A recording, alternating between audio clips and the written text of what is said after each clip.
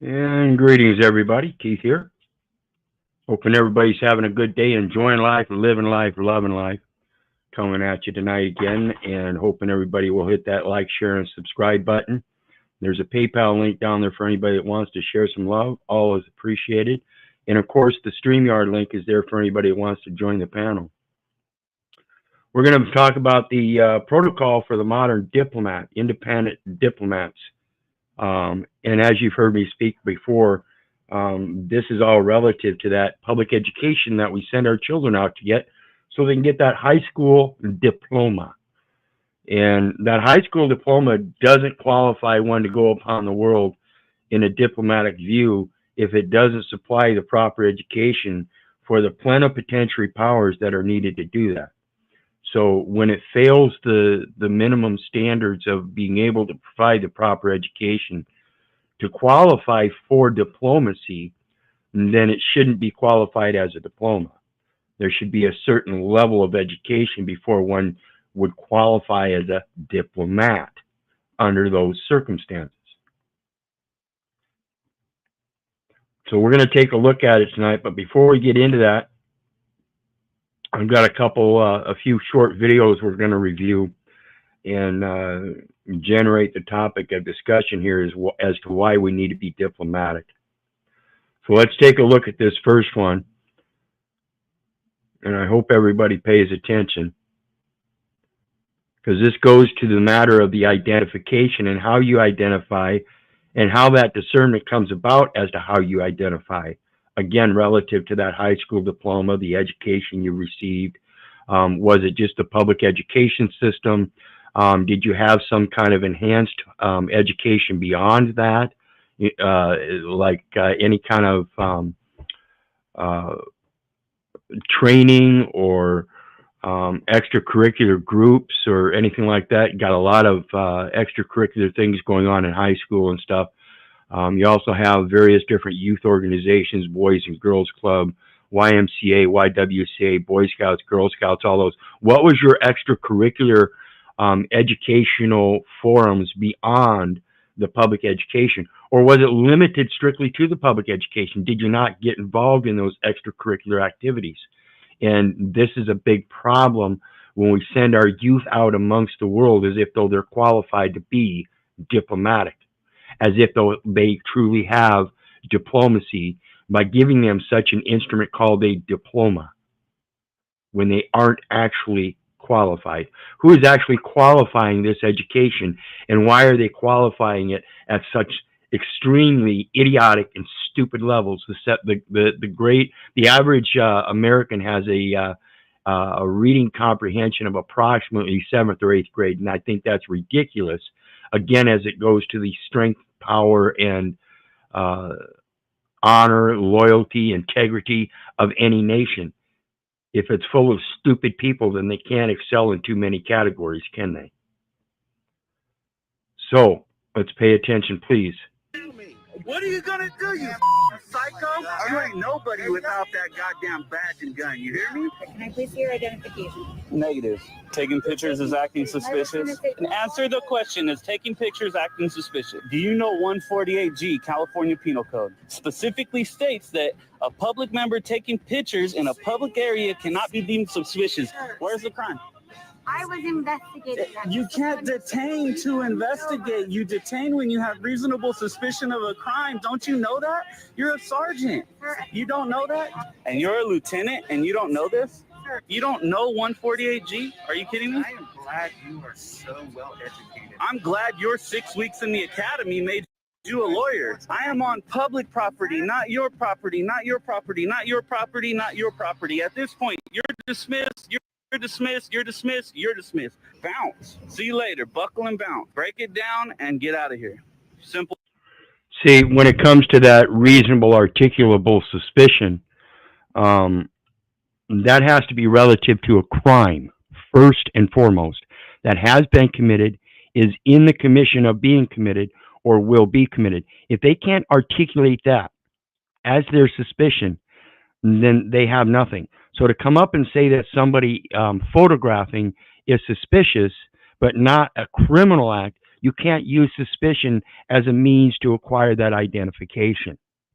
It has to be relative to a criminal act, in fact, that is, has, or will be committed in certainty.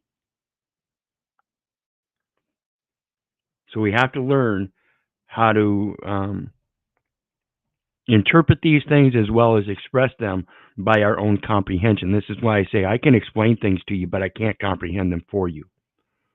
So the next one I've got, this is relative to the Trump assassination, and that it goes to the, again, the competency. The assassination attempt of former President. The competency of the people in position, like we saw that last one, the officers. None of those people are competent. This gal here, and this is where I'm going to mention that DEI stuff, the diversity, equity, and inclusion. And I'd like to get a panel put together to debate that stuff. And I don't care who wants to come along, worldly scholars of any subject matter on it, as it relates to the diversity, equity, and inclusion of including people such as this lady here, who is totally incompetent and was included through a diversity thing because she's a woman, to fill a position rather than her qualifications to do so. This is pathetic. Diversity, equity, and inclusion is not equity. Equity exists by itself. It doesn't need diversity. It doesn't need inclusion. The very premise of inclusion means that somebody is automatically trying to exclude. Well, that goes to the grammar and everything. So let's pay attention to this. The assassination attempt of former President Donald Trump on July 13th is the most significant operational failure of the Secret Service in decades. You guys hear what she just said? Operational failure. I am keeping him and his family in my thoughts. I would like to offer my sincerest condolences to the family of Corey Comparator, a former fire chief and a hero who was killed in this senseless shooting. I would also like to acknowledge those who were injured in Butler, David Dutch and James Copenhagen, and I wish them a speedy recovery. I would be remiss if I did not also extend my condolences on the passing of your colleague, Congresswoman Sheila Jackson Lee. Ms. Jackson Lee was always engaged in the oversight of the Secret Service.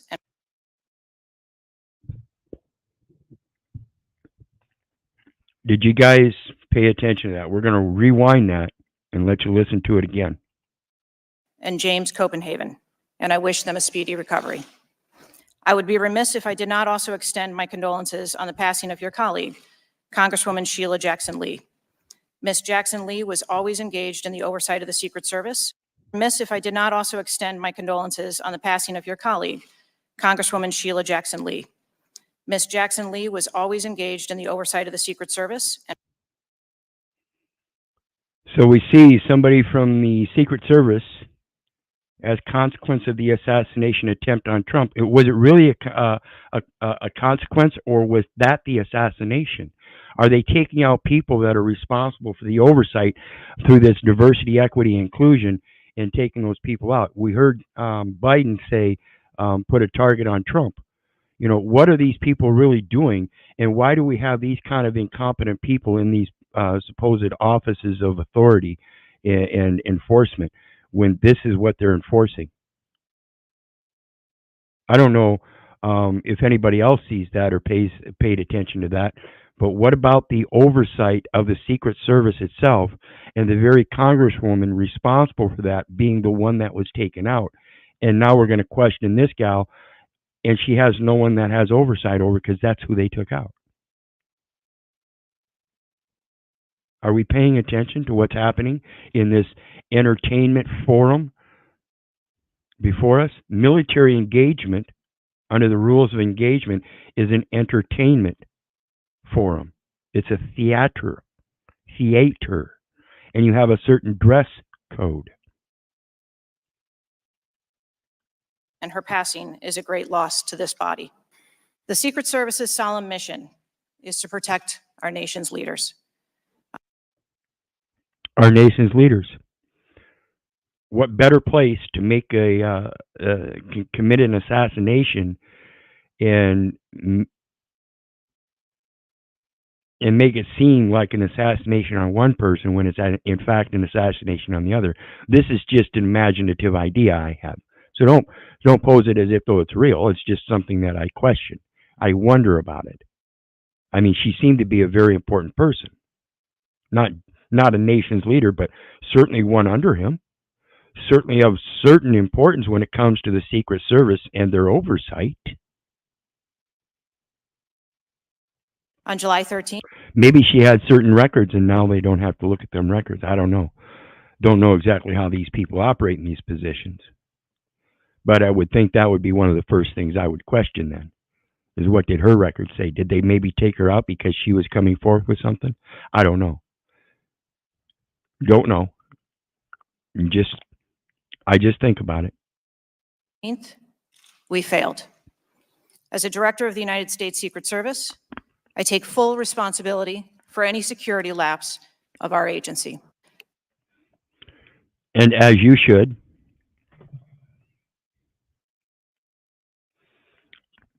As well as those should that enforce that diversity, equity, inclusion to put you in such a spot, knowing that you weren't qualified, but they were just filling the spot because you're one of those people they need to include because somehow you feel excluded. See where our civil rights go?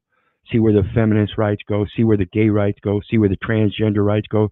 See where the transhumanism rights go? When it goes to the diversity, equity, and inclusion, we have all kinds of people thinking that they have a right to be hired, and yet they're dark-toned skin with tattoos and implements implanted under their skin to give them horns and filed teeth, and yet they have this supposed right to be employed. No, you have the right to employ yourself according to your talents and those who are attracted to those talents. You don't have the right to enforce yourself onto others and latch onto others and their success and say you get to be a part of that and they have to include you because otherwise they're excluding you. No, you exclude yourself from a certain portion of reality by looking like such fucking clowns and acting like such fucking clowns. And when you're in these higher offices acting like such fucking clowns, there are other people that are culpable because it's all a big three-ring circus and you ain't in it unless you want to be. It's volunteered. Keep playing these silly games, keep getting the silly rewards. The next one I have is, again, one of these police videos. And this one here is particularly a short from Delete Laws, although there's all kinds of them of this same video here popping up recently. But it goes to the blatantness of the things they say and do, thinking that they're going to get away with it already. They already know they're going to get away with it because we have so many people out there acting like the same fucking clowns and giving them the authority to do so.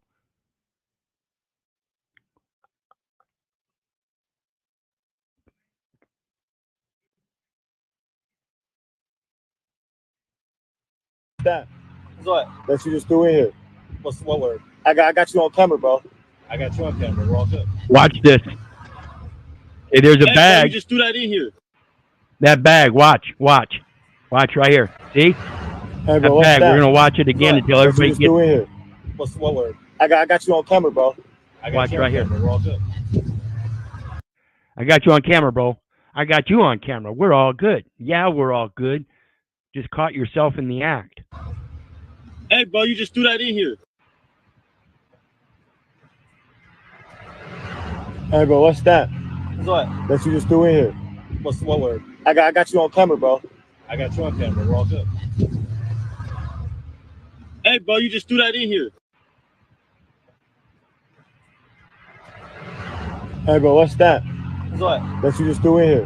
What word? I got you on camera, bro. I got you on camera. We're all good. Hey, bro, you just threw that in here. One more time.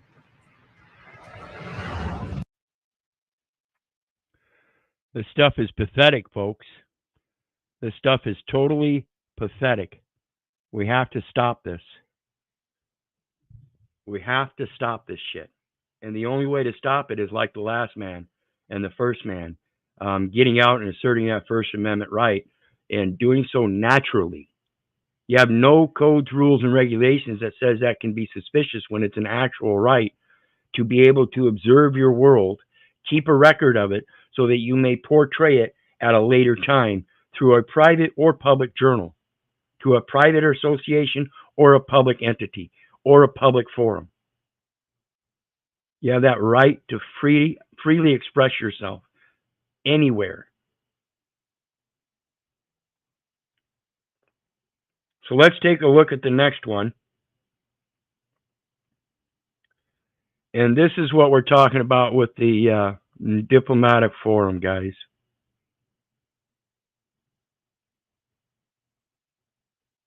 And this is from Department of State.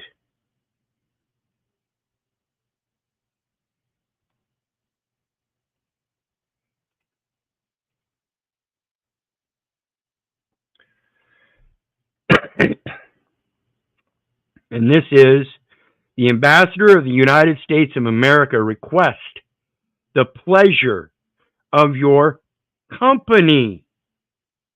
That United States business, at your pleasure. See, this is the driver's license at the pleasure of the governor. That's what that driver's license and state ID is. You're on state business at the pleasure of the governor. That's your company. Beware the company you keep. Protocol for the modern diplomat. RSVP white tie transition center. Remember that freedom of transit. You have the freedom to transition from point A to point B. The Lord preserves thy going out, thy coming in from this time forth and forevermore. If you're going to serve diplomatically, I suggest you do so with the Word of God, not your high school diploma.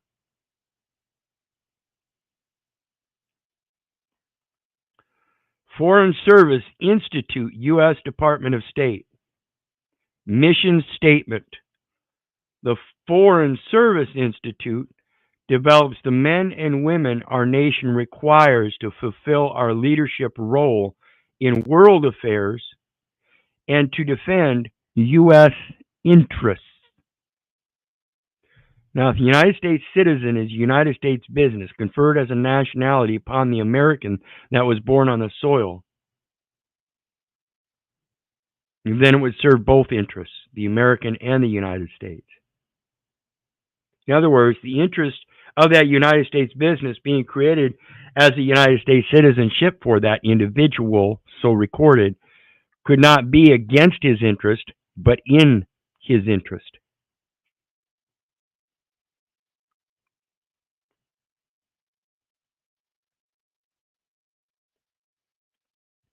Your wish is our command. You see the little lamp? Don't let that light go out, huh? Your wish is our command. About FSI, Foreign Service, what is it? Foreign Service Institute is the United States government's primary training institution for employees of the U.S. Foreign Affairs community. So you're foreign to the United States, but the affairs have been commingled. Preparing American diplomats and other professionals to advance U.S. foreign affairs interests overseas and in Washington. FSI provides more than 600 courses to include training in some 70 foreign languages, as well as in leadership, management, professional tradecraft, area studies, and applied information technology skills to some 100,000 students a year. I don't know if any university has that kind of attendance. Drawn from the Department of State for more than 40 other government agencies and military service branches. FSI provides support to all U.S. government employees involved in foreign affairs, from State Department entry-level specialists and generalists to newly assigned ambassadors and to our Foreign Service national colleagues who assist U.S. efforts at some 270 posts abroad. And then we get into the introduction as a table of contents. Introduction, protocol in brief, international culture, addressing others, introduction titles, U.S. mission culture, oops, dang it.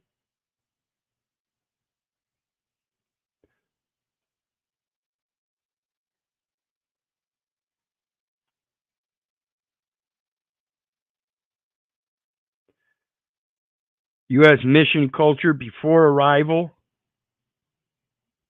Before arrival in the United States, upon enumeration at birth, you arrive, and upon arrival, it's arriving at post.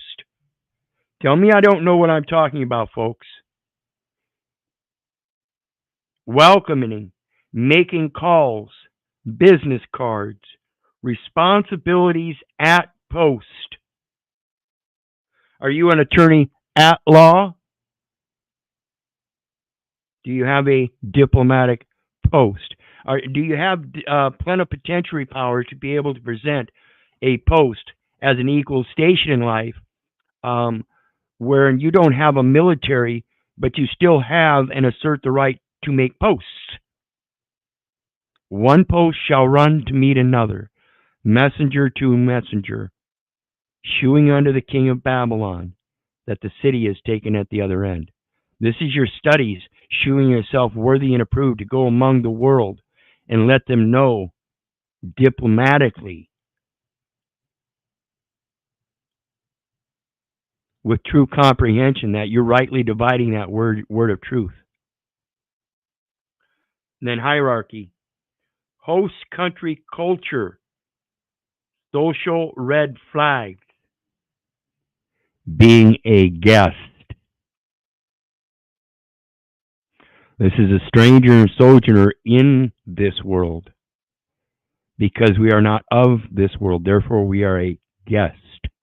We are a gesture of an image and likeness of the very thing that created us.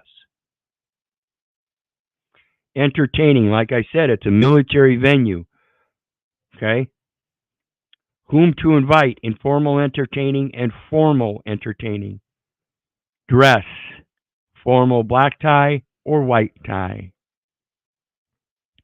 Semi-formal, informal, casual, medals and decorations. See, this is all military stuff. You want to keep watching them movie stars? That's so entertaining. You want to keep listening to all them song artists that are so entertaining? And that's a diversion to keep you entertained. Summary, glossary of diplomatic terms. So let me check and see what everybody's got.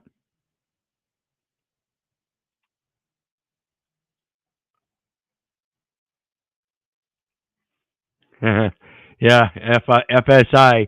That's what I talked about the other night when we talked about all these definitions and abbreviations and everything. We have to understand where they're coming from, and they use them, the same kind of abbreviations throughout all kinds of different jurisdictions, but they may mean different things.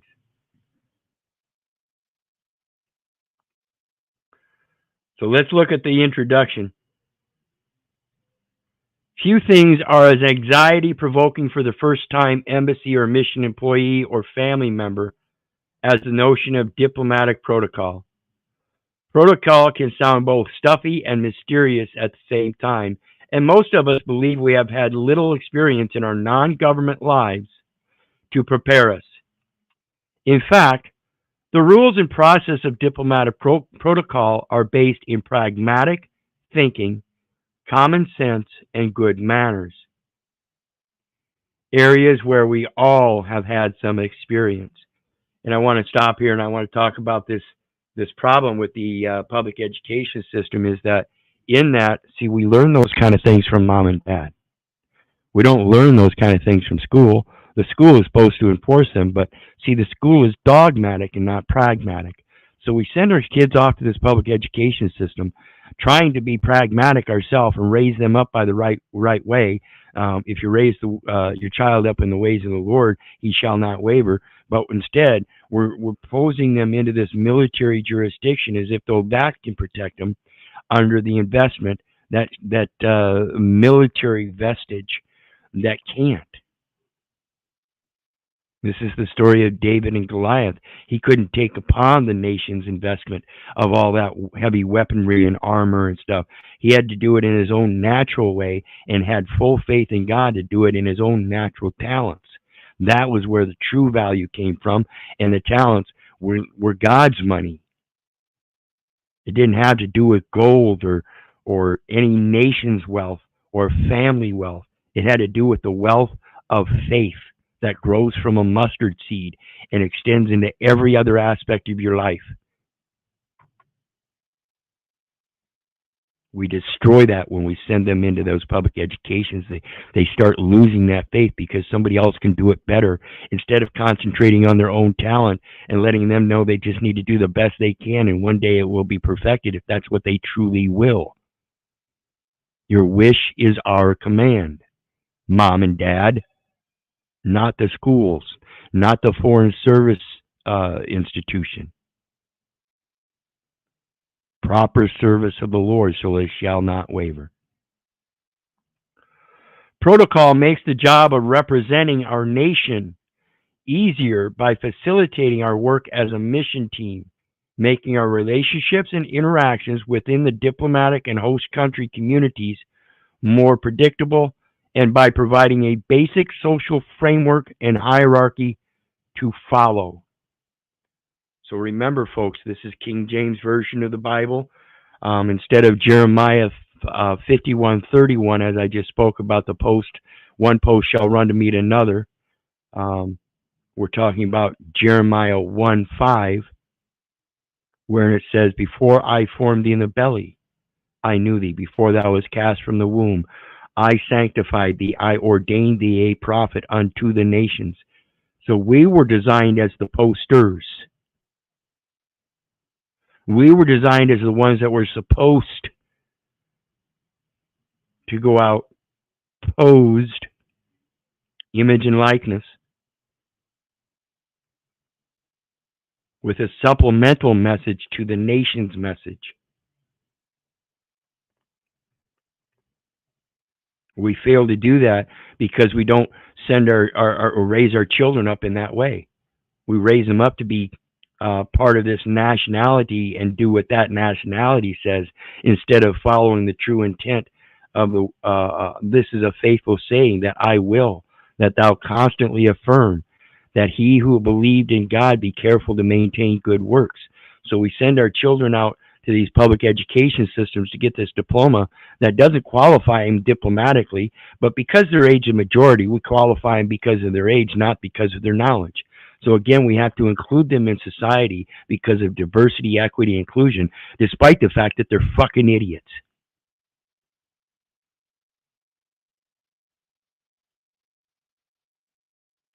Blind leading the blind. It's ridiculous. We designed this booklet to help you begin to master the basics of diplomatic protocol, whether you're an employee or a spouse. And let me take this. I forgot to put it in the details section. So let me take this. I'm going to copy the link and put it down in the chat section for everybody. And then later on, I'll add it into the details section of the videos so everybody else can have it. That way you can pull it up. It's only 37 pages, a real short, easy read, and I suggest you learn it.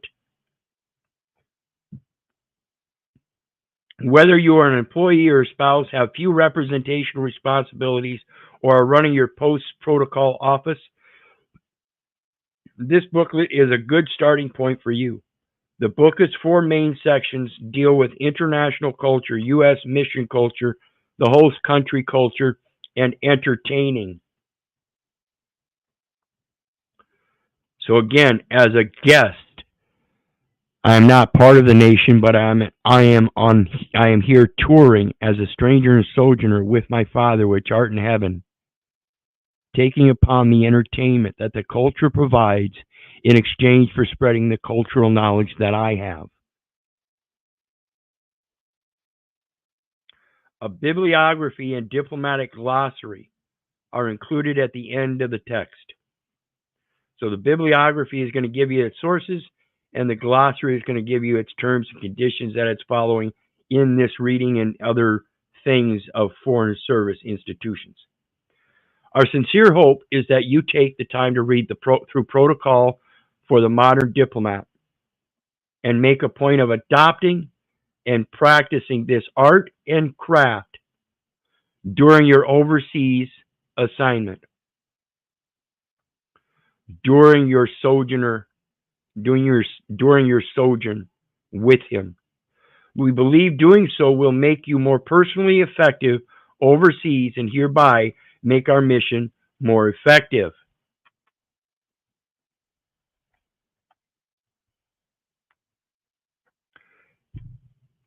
Let me pull it up here.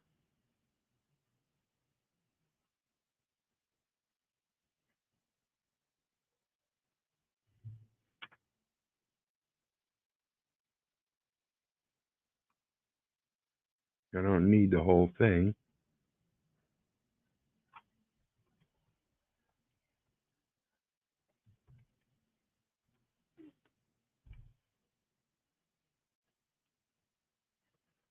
Well, where did it go?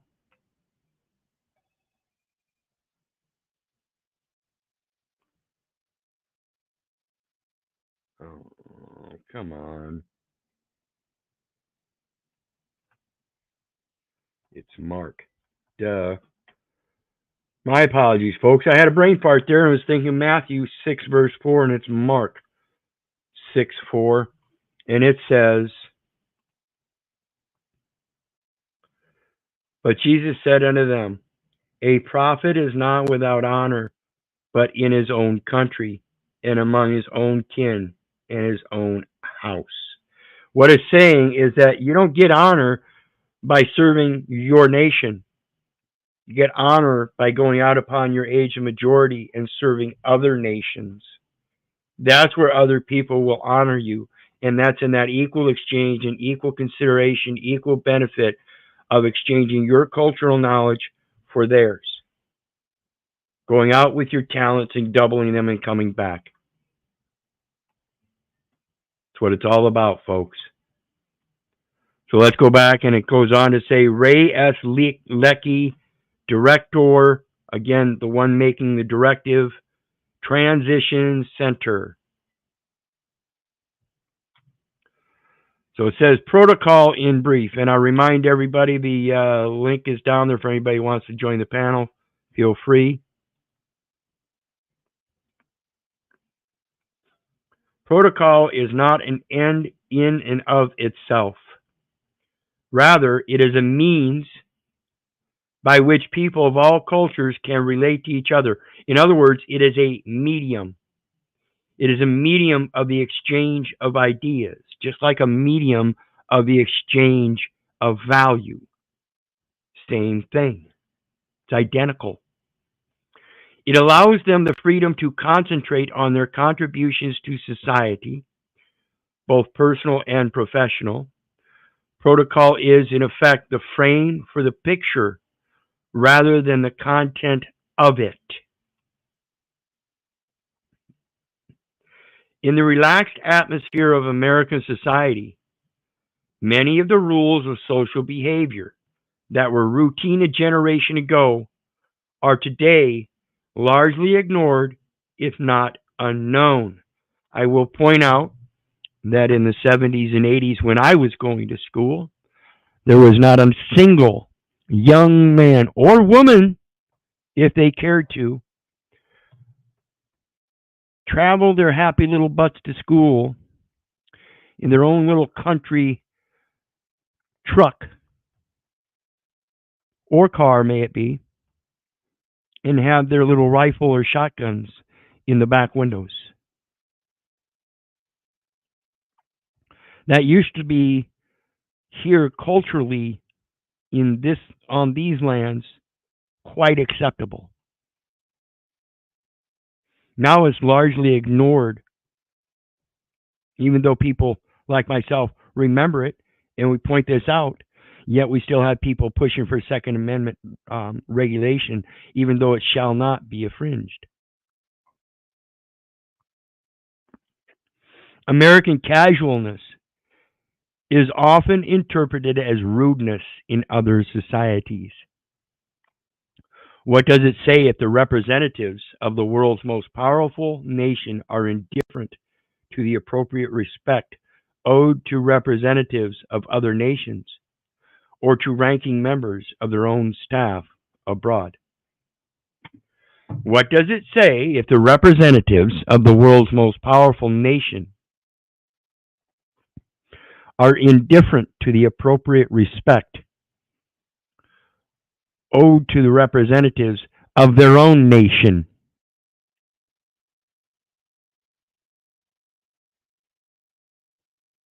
Of course, they're going to be indifferent to people of other nations.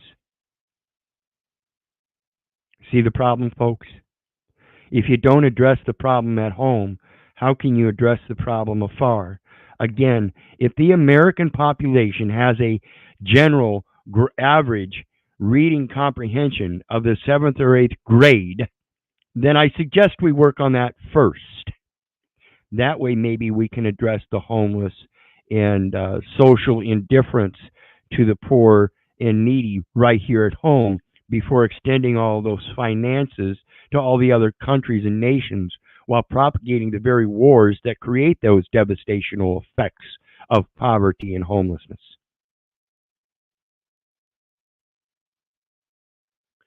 This can be taken as a personal or national insult, and I suggest that it should. There is rarely an entirely private situation in which one's behavior is not being observed. There is rarely an entirely private situation in which one's behavior is not being observed. There is rarely an entirely private situation in which one's behavior is not being observed. At gatherings that include representatives from the host country as well as from other countries, the timeless formality of international diplomatic culture remains in place.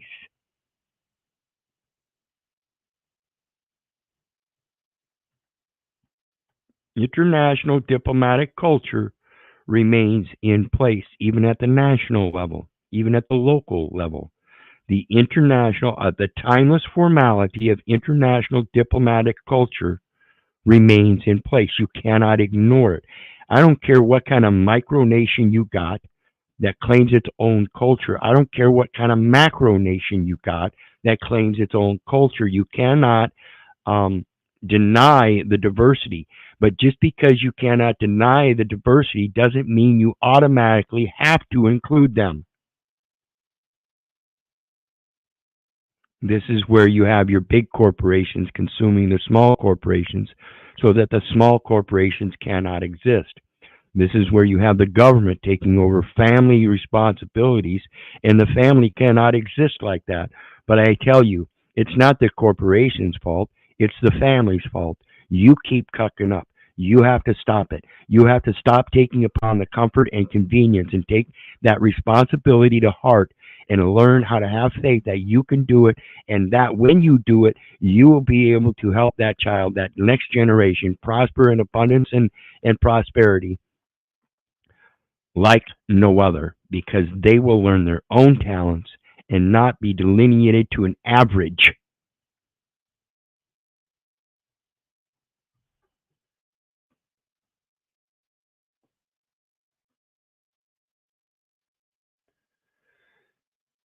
It ensures that each country will be respected uniformly and without bias.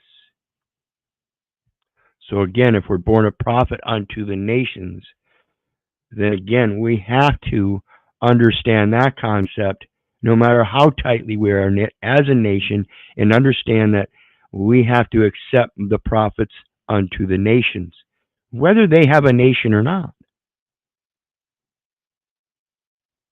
We don't have to include them in the nation, but we have to be open-minded to enough to understand that they may be able to bring a better comprehension through better ways and means, better media. If you ignore them, you end up ignoring maybe perhaps even just one person that would change the course of life of mankind.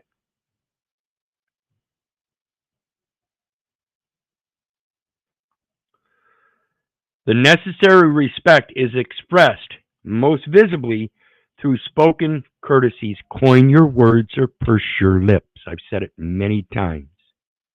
However, actions speak louder than words.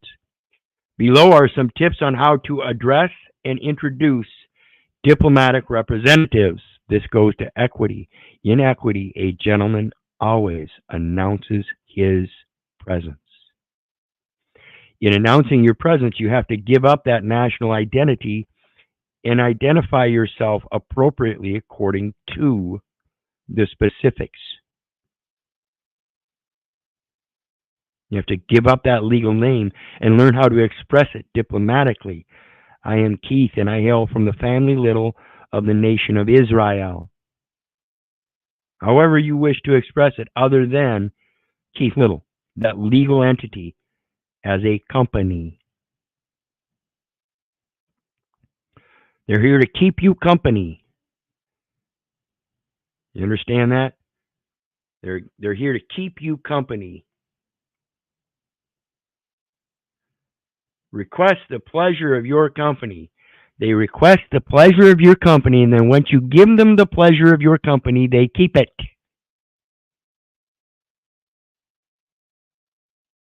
They say you can't get out of Social Security. You request the pleasure of your company when you do that.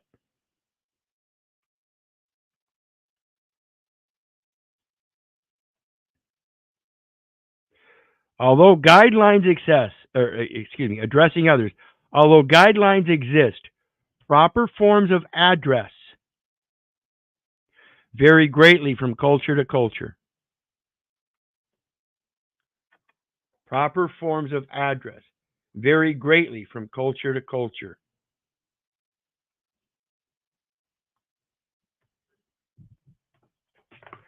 So like I said the other day in my shotgun blast, I sent some mailings out, and I got the one back from the Social Security Administration down here in Des Moines, the state agency. So I'm gonna have to make sure I send a notice to the federal agency and include this with it and say, hey, they're refusing the diplomatic channels of notice. And I even paid the stamp on there. And the United States Postal Service is the registered agent. And they took it as if though these people here have some kind of benefit to be able to reject service as a receiver. Failure to accept notice. Denial of proper service. So we're just going to send it on to their daddy, because it has to do with diplomatic channels of notice. So let's go back to it.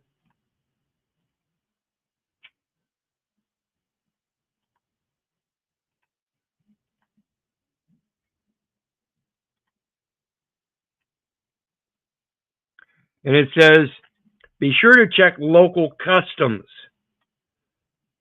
Local customs. But a few general rules follow. So what are customs? Are they laws? There's few general rules follow. What are rules? Are they laws? What am I supposed to check? When I check local customs, nobody around here knows what local customs means. So where is the diplomatic channel of notice on this term, local customs, which is an adjective? The spirit of formality. The spirit. Is that the spiritual credence, the merits? What is the merit? The term merit means spiritual credence. So the credence of the spirit of formality among diplomatic representatives usually means not addressing others by their first names as quickly as is done in the United States.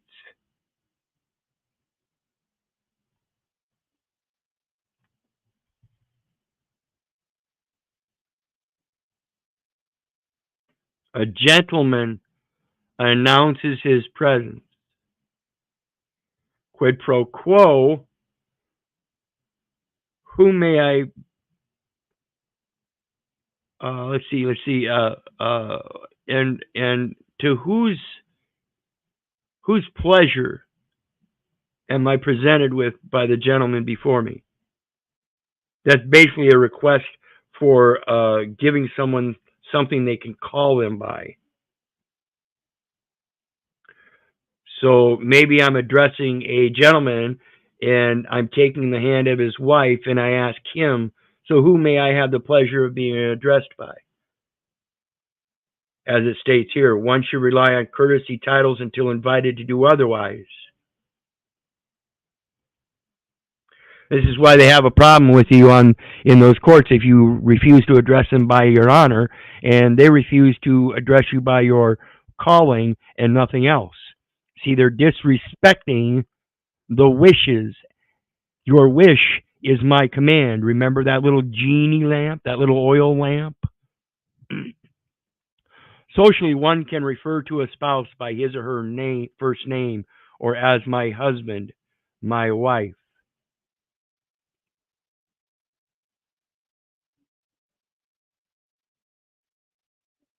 See how you don't end up giving out that first name?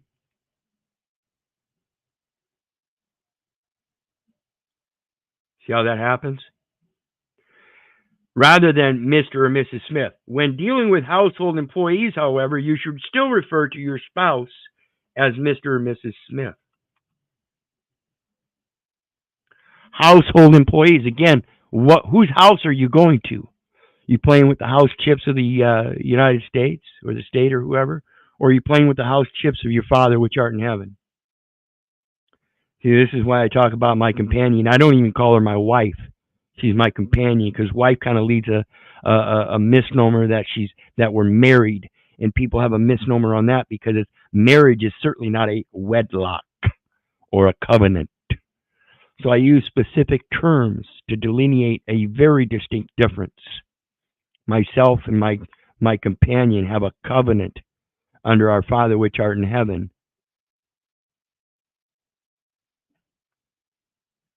And this goes to that very same thing I just showed you with the Social Security as it relates to their addressing myself and how I sent it to them. And this may be the very reason that they won't accept it. See, there's no last name on there. Keith, care of Joyce, 1334 Meadow Lane, Apartment D, Waterloo, Iowa. And then, of course, the zip in brackets, United States of America. Now, if they're not going to accept it,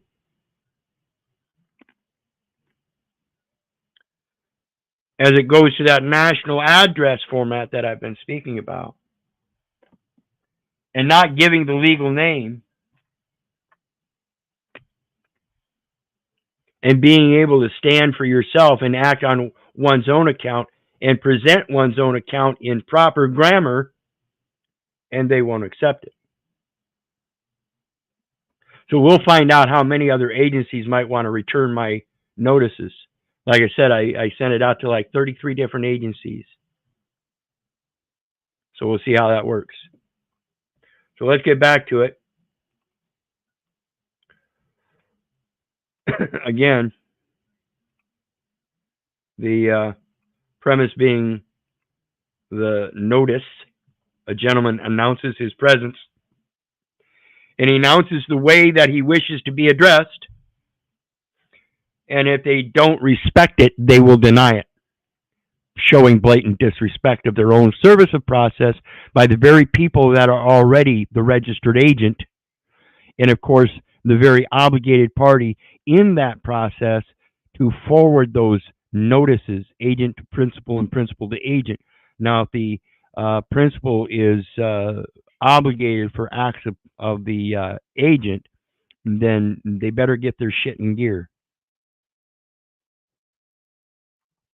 Ambassadors are addressed as Mr., Madam Ambassador, or Ambassador Jones. This is why I always sign out with reverently, ; Chaplain Keith, ; As it relates to David and Goliath, David stood in the full faith of God, which is the full armor of God, and he, as a chaplain meaning little cloak, kept his own armor of God, his own clothing, and his own armaments in full faith. Only by special invitation. This is the special appearance that they're looking at in those administrative courts. Only by special invitation or long friendship should one address an ambassador by first name. And then only when not in the public eye.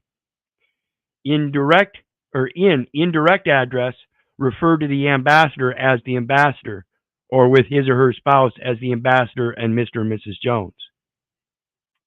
Or if the ambassador's spouse is a woman who kept her maiden name after marriage, the ambassador and his wife, Mrs. Smith.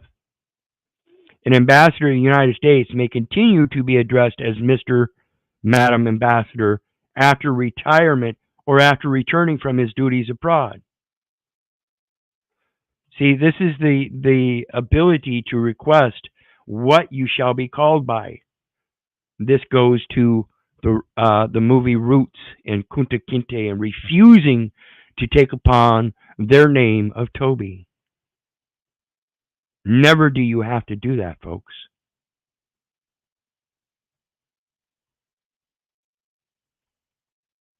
Never. In some French-speaking countries, the wife of the ambassador may be referred to as Madam Ambassador. Therefore, in those countries, refer to a female ambassador by her last name, Ambassador Jones, to avoid confusion and ensure that she receives her due respect. Those of rank below ambassador are addressed as Mr., Mrs., or Miss. Mr., Miss, or Mrs. if marital status is known. You see, that marital status, that's that marriage. It's not a wedlock. Marriage is a contract. Contracts are a military armament. And they are the military protections under that contract.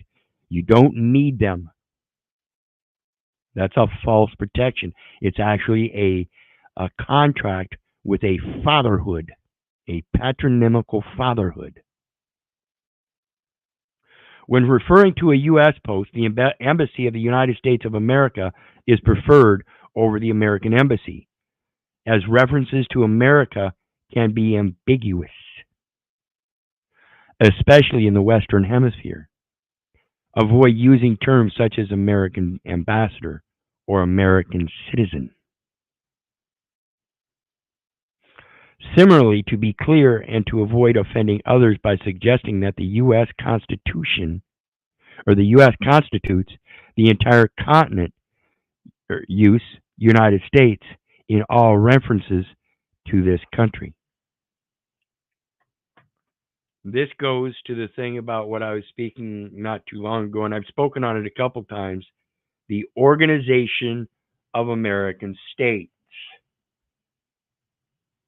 So you have the United States of America, USMCA, United States, Mexico, Canada Treaty, and then you have the Organization of American States, which is involved with 35 states, one of those states which is the United States of America. So you have multiple organizations on top of multiple organizations with oversight and this and that. And they all pose to hold plenipotentiary powers over the people. That plenipotentiary power is your ability to post through your knowledge, studying to shew yourself worthy and approved, a workman worthy and not needing to be ashamed, rightly dividing the word of truth. That's it. You don't need to argue any points or anything. You just need to point to the truth. And as far as diplomacy goes, there are certain diplomatic terms.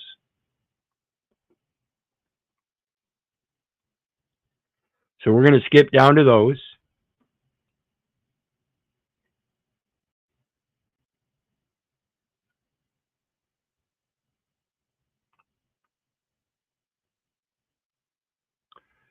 Glossary of diplomatic terms. Agreement. The host government's acceptance of the nomination of an ambassador to the country.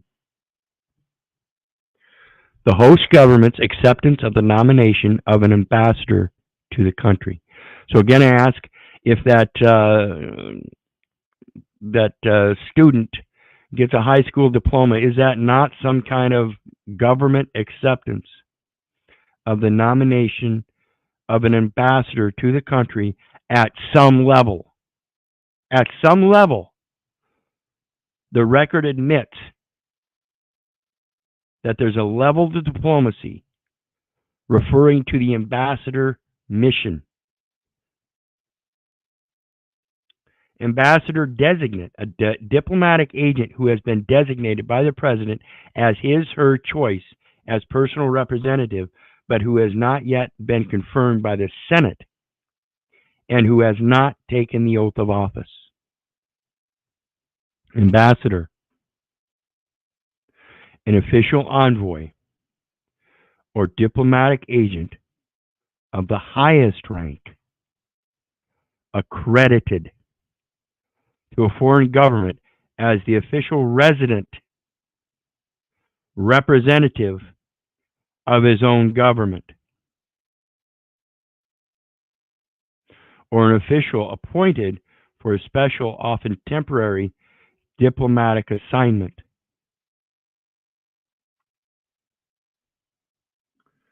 This is the destruction through this process, and it starts with the enumeration at birth. And then when you go out upon the world, age of majority, with the diploma, you have been given a diplomatic assignment.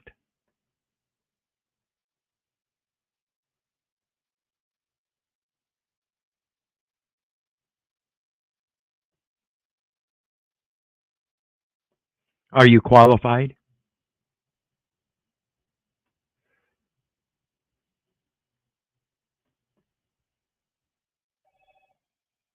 See, I'm just merely a prophet. That's what the scripture designates. Do not add unto nor take away from the word of God. Does God talking, or does the scripture say anything about God or anybody else talking about diplomatic assignments according to making sure that the things that you do are worthy of the Christ? Because that's who you get your reward of the inheritance.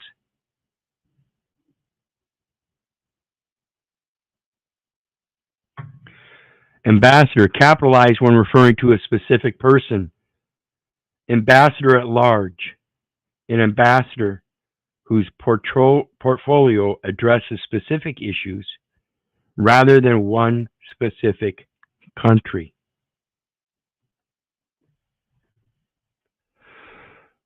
Rather than one specific country. This is the purpose of going out amongst these other countries, because you're addressing specific issues rather than one specific country. What do you suppose those issues would be? Would they be cultural issues? Ambassador extraordinary and plenipotentiary.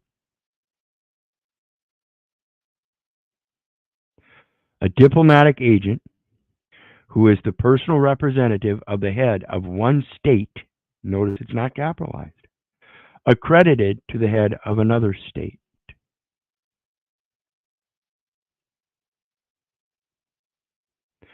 Spiritual state as to the manual state. The personal representative of the head of state. Your head of state is accredited to the state of your heart.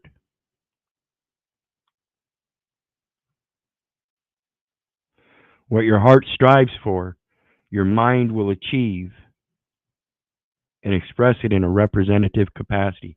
The more you learn, the more, if you don't know how to bank, I suggest you learn how to bank first before you go finding someone to hand over your banking responsibilities. Same thing with anything else. Attaché, a civilian or military technical expert or specialist on the mission. So that's of the country. Chancery. You guys know what chancery is? We talked about diversity, equity, and inclusion, and see, equity stands alone. Chancery is what they're talking about is equity. The embassy office building. Now, the embassy, funny enough, is that adjutant general, and the first position under him is the chaplain.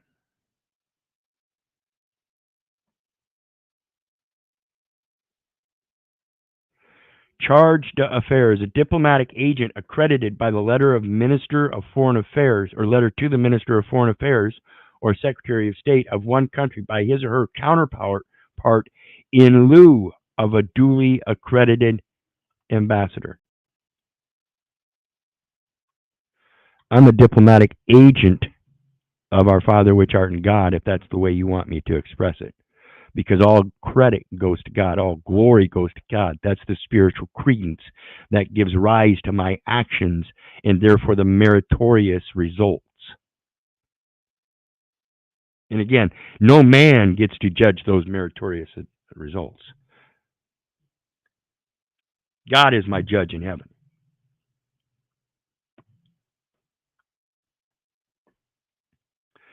Chargé d'affaires ad interim, also referred to as charge, a subordinate diplomat who substitutes for an ambassador or minister in his or her absence. See, this is the similar functions of the performance of the functions of public office.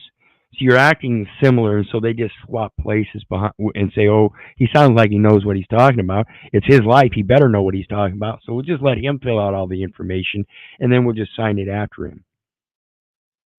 Chief of Mission, principal officer of an overseas mission with the title of ambassador, minister, or chargé d'affaires. Counsel, a counselor, officer of high rank, often at the first secretary level within an embassy. Bureau of Consular Affairs. Remember? Department of State's Bureau of Consular Affairs. This is the Department of State here. And they deal with the Bureau of Consular Affairs. Counselor.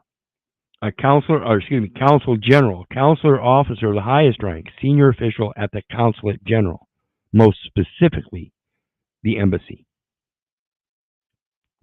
Consular agent, individual who performs limited consular functions in cities where there is no mission. How can there be a city where there's no mission? Oops. Consulate, a constituent or subordinate post. See, it's all about posting and where you're posting and what you're posting. Also, the office of consular and counsel and his staff. Consulate general, a large constituent or subordinate post. Counselor, a diplomatic title accorded to a head of a section in the embassy, such as counselor for political affairs or political counselor. Démarche, a request or intercession with a foreign official. Example, a request for support of policy or a protest about the host government's policies or actions when you redress the government for grievance. Deputy Chief of Mission, diplomatic agent, a generic term denoting a person who carries out regular diplomatic relations of the nation he represents in the nation to which he has been accredited. Does that sound like a United States citizen?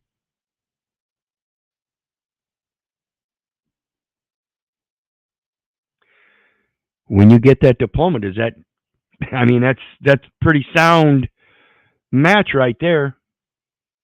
That generally it could be presumed that, yeah, you get a high school diploma and now you're one of these diplomatic agents. Diplomatic note, a formal written means of communication among embassies. Diplomatic corps, the collective heads of foreign diplomatic missions and their staff members. Diplomatic immunity, exemption of foreign diplomatic agents or representatives from local jurisdiction.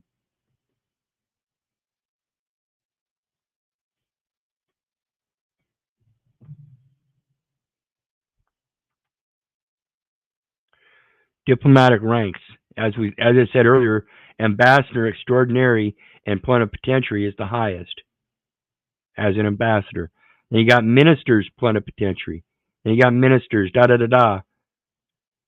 counselors, attachés, civilian attachés, first secretaries, second secretaries, assistant army, naval, and air attachés, civilian assistant attachés, third secretaries, and assistant attachés. Dual accreditation. Having two or more responsibilities, such as an ambassador who is simultaneously accredited to two nations. United States citizen, state resident. Those are two different distinct nations, and it's dual accreditation. You supposedly have responsibilities as a resident of the state to follow the resident of the state. Yet as a citizen of the United States, you have a responsibility to the United States. So why not rebut the state's jurisdiction by ceding to the jurisdiction of the United States and sending everything as a transfer for them to fulfill their obligations and other securities? Seems simple enough to me. Embassy, because the states are accredited by the United States as well. They ceded their jurisdiction for such accreditation. A diplomatic mission in the capital city of a foreign country headed by an ambassador. Does that sound like the President of the United States?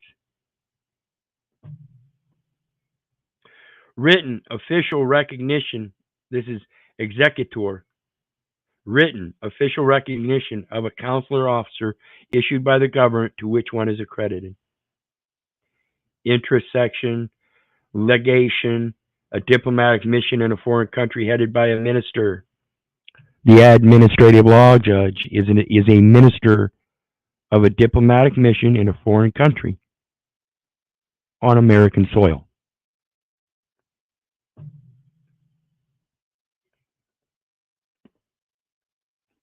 The United States has none at present, but a few other countries do. Every state in this union ceded its jurisdiction to the United States, but remains its own jurisdiction and sovereignty because each one of them has its own constitution. It just can't supersede the federal constitution, which is posed to be superior. However, if any state constitution finds something that they can make superior to the United States Constitution, they most certainly can amend the United States Constitution by getting other states to follow along and making it a precedent in that United States congressional setup. Mission, a generic term for embassy. Generic term for embassy. Mission also describes the entirety of official U.S. representation in a given foreign country with functions under the supervision of the ambassador. So every state that ceded its jurisdiction as a foreign country now functions under the supervision of the ambassador,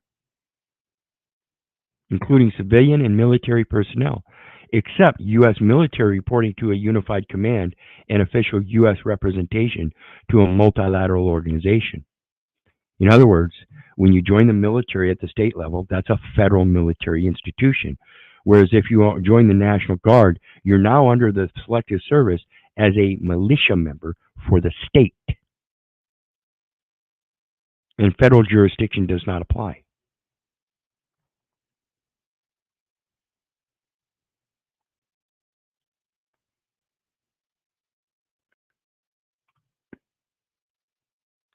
passport, the official document issued to a person by his or her government certifying citizenship and requesting foreign governments to grant the individual safe passage, lawful aid, and protection while under that government's jurisdiction.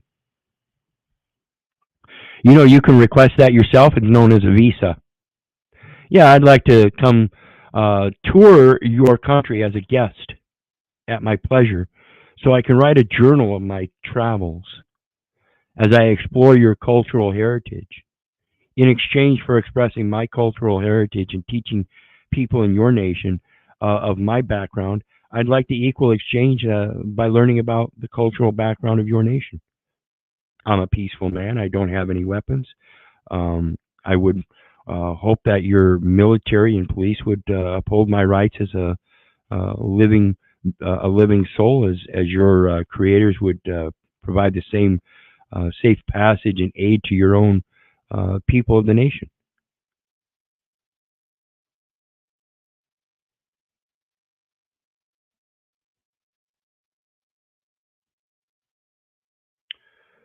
Persona non grata.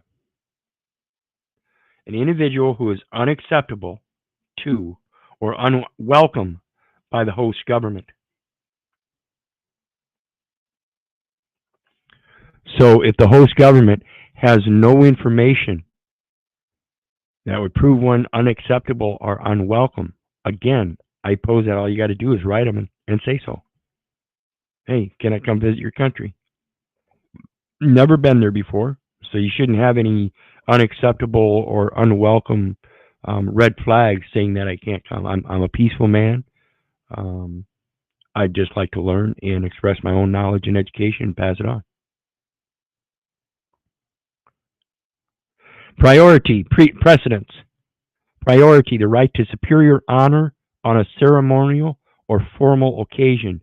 For ambassadors in a country, precedence is determined by the order in which they presented their credentials to the host government. I come as a stranger and sojourner with our Father which art in heaven. My mom and dad called me Keith. I hail from the family Little.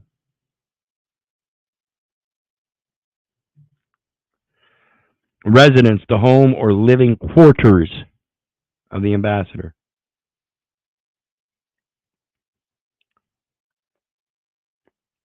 Visa, a seal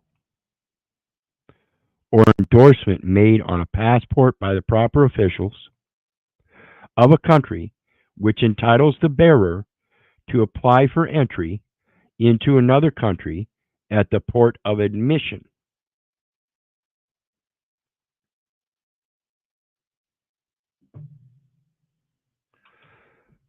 So who controls the port of admission?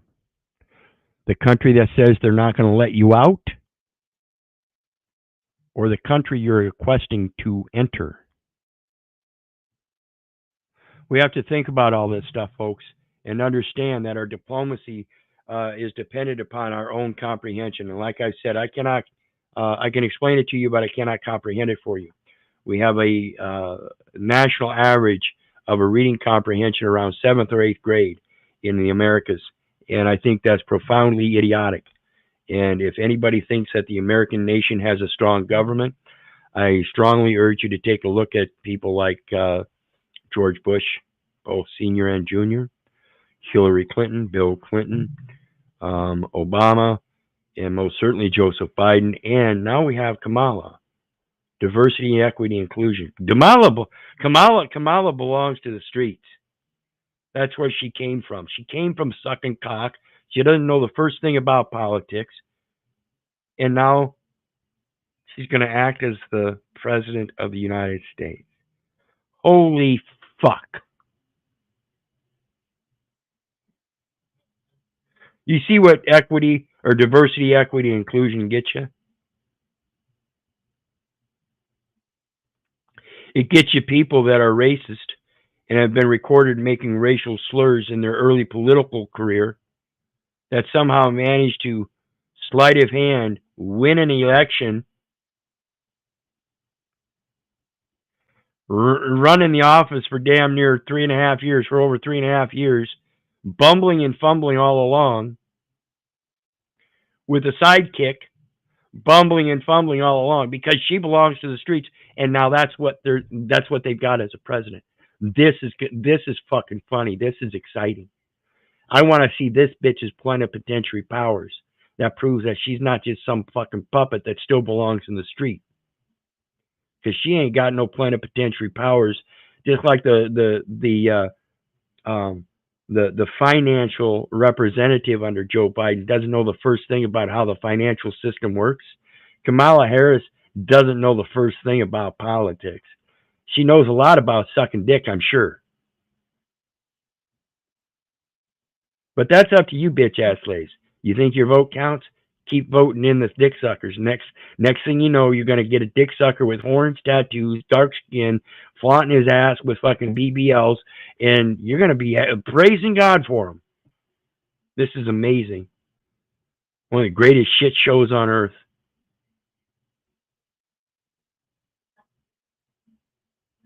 Anyway,